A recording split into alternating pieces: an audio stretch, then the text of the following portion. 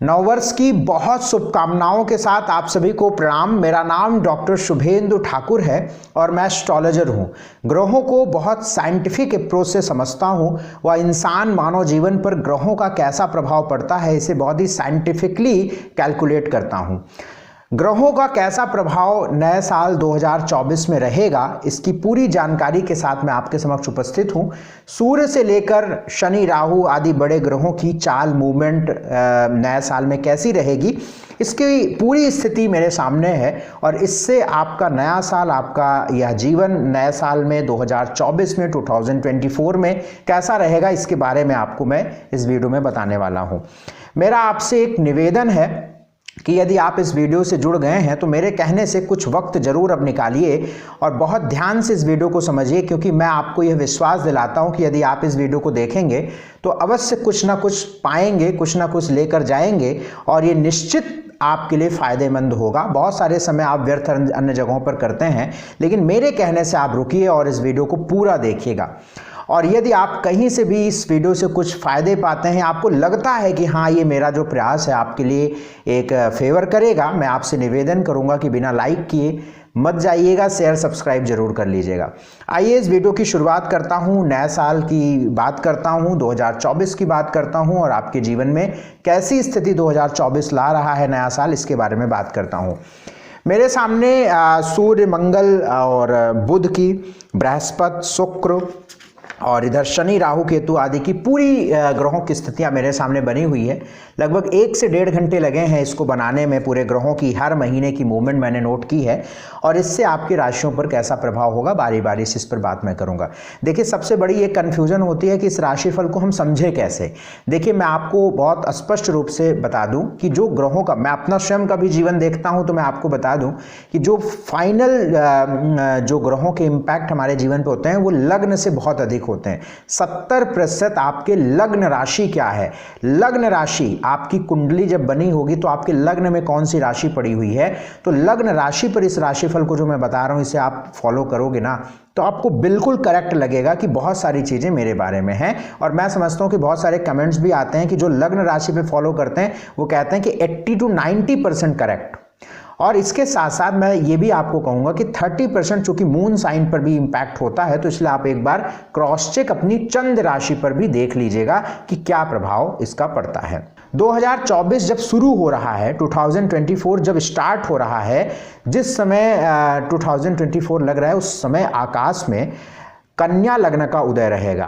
कन्या लग्न 9 डिग्री 53 कला पे रहेगी और चंद्रमा जो है वो सिंह राशि में रहेंगे। आइए 2024 कैप्रिकॉन के लिए कैसा रहेगा, यानी मकर राशि वालों के लिए 2024 नया साल कैसा रहेगा इसके बारे में समझते हैं। मकर राशि यानी आपकी मकर लग्न हो, यानी कैप्रिकॉन आपकी लग्न हो या आपकी मकर मून साइन हो, तो ये सारी बातें आपके लिए हैं। इस बात को ध्यान से समझिए। 2-3 पहले आप बात समझिए। देखिए, मकर आपकी राशि हो, मैं राशि की बात कर रहा हूँ, चंद्र राशि की बात कर रहा हूँ। अभी लग्न और राशि दोनों पर ये प्रेडिक्शन बैठेगी सही, लेकिन एक 7.5 की बात मैं कर रहा हूं, यानी 7.5 को चंद्रमा से ही देखा जाता है। अगर आप अपने मकर लगन से देख रहे हैं तो 7.5 आपकी नहीं चल रही है। आपकी चंद्र राशि यदि मकर है, मून साइन आपकी मकर है, तो आपकी 7.5 चल रही है। 7.5 का ये अंतिम चरण चल रहा है, यानी लास्ट फेज चल रहा है, 2025 तक चलेगा और 2025 के बाद कम से कम 30 सालों तक आपको दोबारा 7.5 नहीं आएगी। इस बात को समझ लीजिएगा। हो सकता है शनि जब वक्री हो जाएंगे और वक्री होके फिर से कुंभ में आ जाएंगे तो थोड़े वक्त के लिए 2-4 महीनों के लिए आ सकती है, कोई कंफर्म नहीं है, बट 95% यही है कि 7.5 आपकी 2025 के बाद खत्म हो जाएगी, यानी लेकिन 2025 तक तो है अभी 7.5 और 7.5 का ये अंतिम चरण है। लेकिन मेरा जो एक्सपीरियंस, जो मेरा अनुभव है कि 7.5 जो है मकर राशि वालों के लिए कई मामलों में अच्छे प्रभाव देती है। अगर आपका शनि आपकी जन्म कुंडली में बहुत बढ़िया बैठा हुआ है, अच्छा बैठा हुआ है, मान लो भाग्य में बैठा हुआ है, त्रिकोण में बैठा हुआ है, कर्म में बैठा हुआ है, तो साढ़े साती जैसा शानदार वक्त आपको जीवन में नहीं मिलेगा। और साढ़े साती का जो सेकंड और लास्ट फेज होता है मकर राशि के लिए, अगर शनि अच्छा है तो बहुत शानदार होता है, बहुत बढ़िया होता है। जो फर्स्ट फेज होता है यानी धनु में जब शनि रहते हैं तब थोड़ा सा, जब मतलब साढ़े साती जब आती है तुरंत, तब 2.5 साल बहुत परेशानियां, थोड़ी सी स्ट्रगल होती है। लेकिन जो 5 साल फिर उसके बाद होता है, और अगर शनि कुंडली में अच्छा है और आप जानवर नहीं खाते हैं, बढ़िया इंसान है, बेहतरीन इंसान है, अच्छे कर्म करते हैं, थोड़े स्पिरिचुअल हैं, तो मैं बताता हूँ, मैं ऐसे लोगों को जानता हूँ करोड़ों कमा लिया उन्होंने, बहुत कमाया, बहुत पैसा कमाया, इसी साढ़े साती में कमाया और बहुत अच्छी जिंदगी देखी, बशर्ते शनि उनकी कुंडली में बहुत अच्छे थे और वो व्यक्ति बहुत बढ़िया थे। तो इस बात को पहले समझ लीजिए कि साढ़े साती का अंतिम चरण आपका चल रहा है, एक बात। दूसरी बात, शनि लग्नेश आपके शनि है। अब आप लग्न से देखें या चंद्रमा से देखें, दोनों से आप समझिए, आपके शनि आपके लग्न के मालिक हैं, या राशि आप देख रहे हैं तो राशि के मालिक हैं। शनि जो हैं द्वितीय भाव यानी सेकंड हाउस में शनि जाके बैठे हुए हैं, दूसरे भाव में, दूसरे घर में शनि बैठे हुए हैं। दूसरे घर में शनि के होने से, शनि के स्थिति होने से ये बात बहुत अच्छी है, यानी फाइनेंशियल सिचुएशंस को लेकर, भाग्य को लेकर, धन को लेकर, करियर को लेकर, और फैमिली का जो एक लगाव है, फैमिली का एक जो जुड़ाव है, एक फैमिली का जो माहौल है वो बहुत अच्छा रहेगा कंपैरेटिवली, तुलनात्मक दृष्टि से। जब शनि यहाँ पर नहीं थे उससे, तो शनि यहाँ पर हैं तो रिश्तों को जोड़ते हैं, पारिवारिक माहौल अच्छा करते हैं, थोड़ा सा स्पिरिचुअल बनाते हैं, भाग्य को बढ़िया करते हैं, फाइनेंशियल बेहतर करते हैं, करियर भी बढ़िया करते हैं। तो शनि जो है सेकंड हाउस में, ये बहुत अच्छी बात मानता हूँ। लेकिन 1 जुलाई से शनि वक्री हो रहे हैं। 1 जुलाई से जब शनि वक्री होंगे तो चीज़ें स्ट्रगल होंगी, चीज़ों को आसानी से आप कैच नहीं कर पाएंगे। जैसे आप 10 कदम चल के 8 कदम का फल पा लेते थे, जुलाई के बाद आप 10 कदम चलेंगे तो 5-4 कदम का फल आपको मिलेगा, यानी अधिक मेहनत करनी पड़ेगी, सफलता कम मिलेगी जब वक्री शनि होंगे। हालांकि जब मीन के शनि जाएंगे 2025 के बाद तो स्ट्रगल काफ़ी रहेगा, फिर मेष के जाएंगे उस समय स्ट्रगल रहेगा, और फिर जब वृषभ के शनि जाएंगे यानी नेक्स्ट आपको कम से कम 8 साल के बाद, तब आपको बहुत अच्छी स्थिति बनेगी। बट वो तो बात की बात है, एक जर्नल मैं आपको बता रहा हूँ। तो जर्नल क्या, मेरा बताने का मतलब ये भी है कि यदि अपने जीवन में कुछ बड़ी स्टेबिलिटी पानी है तो भाई साहब 2025 के अंदर अंदर कर लीजिए। यानी विवाह करना है, बच्चा प्लान करना है, घर लेना है, मतलब ये आप समझ लीजिए कि अगर 2025 के बाद ना संघर्ष रहेगा, मतलब 5-6 साल आपको कुछ बहुत खास हो नहीं पाएगा, बस वही कमाया खाया, कमाया खाया, कमाया खाया वाली स्थिति रहेगी। ये मैं इसलिए मैं आपको समझा रहा हूँ। तो अभी अच्छा है, 2024 भी अच्छा है आपके लिए।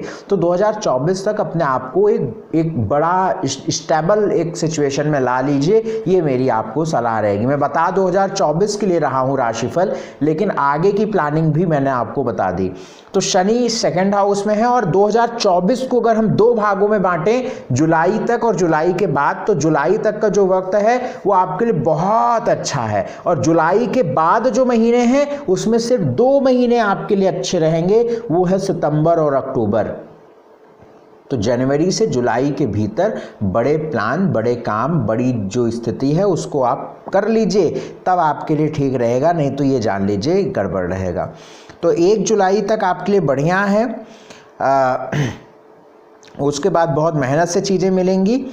अच्छा, बृहस्पति की बात करें तो देखिए बृहस्पति चतुर्थ भाव में रहेंगे मई तक, जहाँ पे 1 नंबर लिखा हुआ है। तो मई तक अगर कोई घर, भूमि, जमीन, प्रॉपर्टी आदि के कोई मामले हैं तो आप उस पर कोई निर्णय ले सकते हैं, आपको फ़ायदा देगा। पुरानी संपत्ति, पुराना पारिवारिक, कोई पूर्वजों की संपत्ति, घर, भूमि से रिलेटेड जो बातें हैं बृहस्पति यहाँ पर करवा देंगे, यानी हो जाएगी वो चीज़ मिल जाएगी। तो मई तक ही हो गए। इवन अभी आप दिसंबर में भी ये राशिफल देख रहे हैं तो अभी भी वो चीज़ें बृहस्पति वहीं पर हैं, तो मई तक ये चीज़ हो जाएगा। लेकिन जब बृहस्पति जो है मई के बाद जब पंचम भाव में प्रवेश करेंगे तो आपके संतान के योग बन जाएंगे। यानी यदि आप संतान चाहते हैं, बेबी चाहते हैं, तो आप मई के बाद प्लान कर सकते हैं।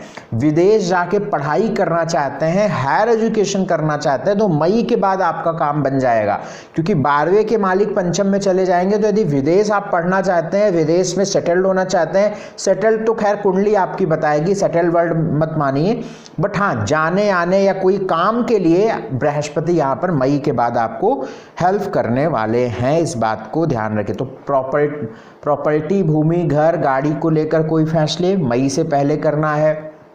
संतान, हायर एजुकेशन को लेकर मई के बाद आपको फैसले लेने हैं। करियर को लेकर जो वक्त है वो शुरू के फरवरी, मार्च, मई, जून बहुत अच्छा रहेगा। तो इसमें आप बहुत अच्छा कर लीजिए। उधर सितंबर, अक्टूबर, और आपके खास महीने की बात करूं 2024 में, तो यही महीने हैं फरवरी, मार्च, मई, जून, सितंबर, अक्टूबर। ये आप नोट करके रखिए। कोई बड़े काम करने हैं, बड़ी मेहनत, कुछ बड़ा अगर फ़ायदा लेना है, निवेश करना है, बिजनेस करना है, तो फरवरी, मार्च, मई, जून, सितंबर, अक्टूबर इन्हीं महीनों में करिएगा भाई। इस बात को, मेरी बात मान लीजिएगा, नहीं तो अन्य महीने आपके लिए परेशानी वाले रहेंगे। तो आपने ये समझ लिया। राहु की स्थिति बढ़िया है इस साल, सुख बढ़ेगा, सुख बढ़ेगा। देखिए 2023 में आपने पैसा कमाया, सुख नहीं पाया, राहु हट गए हैं, अब आप सुख पाएंगे। टहलिए, घूमिए, यात्राएं होंगी इस साल और एंजॉय करिए। राहु की हेल्प यहाँ पे मिलेगी अगर आप बढ़िया इंसान हैं, जानवर नहीं खाते हैं, खान पान आपका अच्छा है, ईमानदार व्यक्ति हैं, तो राहु आपको अपॉर्चुनिटीज़ देंगे। कुछ नई मौके, कुछ नए अपॉर्चुनिटीज़ की तरफ आप इस साल बढ़ेंगे और आपको आगे चीज़ें होंगी। केतु नवम पे जितना स्पिरिचुअल रहेंगे उतनी अच्छी बात यहाँ पे बनेगी, उतनी अच्छी स्थिति रहेगी। तो ये आप जो है ध्यान में रख के चलिएगा। तो ये है मकर राशि वालों का लगभग राशिफल मैंने बता दिया। बाकी एग्जैक्ट हर महीने भी मैं बताता रहता हूँ। जैसे अब देखिए मंगल, बुध आदि भी ऐसे ग्रह, अगर उनको मैं बताऊँगा तो बड़ा लंबा भी वीडियो जाएगा और वो बताना भी थोड़ा सा संभव है, क्योंकि चार्ट तो मेरे पास है, सारे चार्ट हैं कि बुध, उसकी प्रिडिक्शन मैंने कर दी है आपको। जैसे जो महीने मैंने आपको बताए हैं फरवरी, मार्च, मई, जून, सितंबर, ये सारे ग्रहों को देखते हुए मैंने बताए हैं। जो सबसे बेहतरीन महीने हैं वो हमने आपको बताए हैं ये। लेकिन शुक्र, मंगल, बुध ये 3 ऐसे ग्रह हैं जिनका ट्रांजिट 1 महीने के भीतर होता है। अब 12 महीनों में यानी 1 साल में 12 बार होगा, 12 तरह की चीज़ें बताना बहुत टफ हो जाएगा। सूर्य भी हैं, तो उसके लिए हर महीने का जो मासिक राशिफल मैं बताता हूँ उसको ज़रूर देखते रहिएगा। इसके लिए आप सब्सक्राइब करके रखिएगा, जिससे आपको वीडियो मिल जाया करेगा। इस साल को बढ़िया बनाया कैसे जाए उसके लिए मैं कुछ आपको उपाय बता देता हूँ। इस उपायों को करिए, उससे आपको बढ़िया रहेगा। देखिए आपके ईष्ट जो है वो देवी मैया है, माँ भगवती हैं। जो भी आप कहीं भी रहते हैं, जिन भी देवी मैया से आप कनेक्टेड हैं, हर जगह अलग अलग राज्यों में मैंने देखा है कि अलग अलग देवियों की उपासना लोग करते हैं। और हालांकि सब हैं वही, बस रहते नाम, शक्ति अलग अलग है कि कहीं पे कोई शक्ति है, कहीं पे कोई शक्ति है, बाकी हैं सब उन्हीं का रूप एक ही है, बस नाम अलग है। तो माँ भगवती की उपासना ज़रूर करिए। साल भर आप माँ भगवती की उपासना करिए। डेली एक फ्लावर उनके चरणों में रखिए और आने वाले भविष्य के लिए उनसे प्रार्थना करिए और सात्विक आहार लीजिए।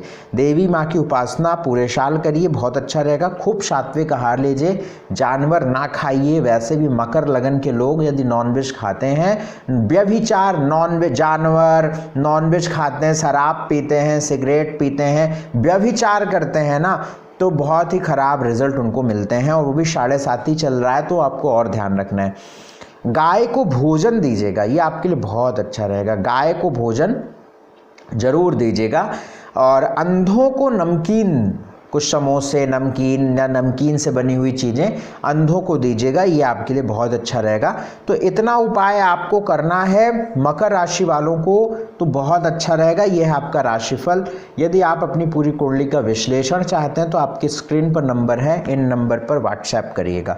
बहुत शुक्रिया, बहुत धन्यवाद हमसे जुड़ने के लिए, हमारा कार्यक्रम देखने के लिए। शेयर ज़रूर कर दीजिएगा वीडियो को। नमस्कार।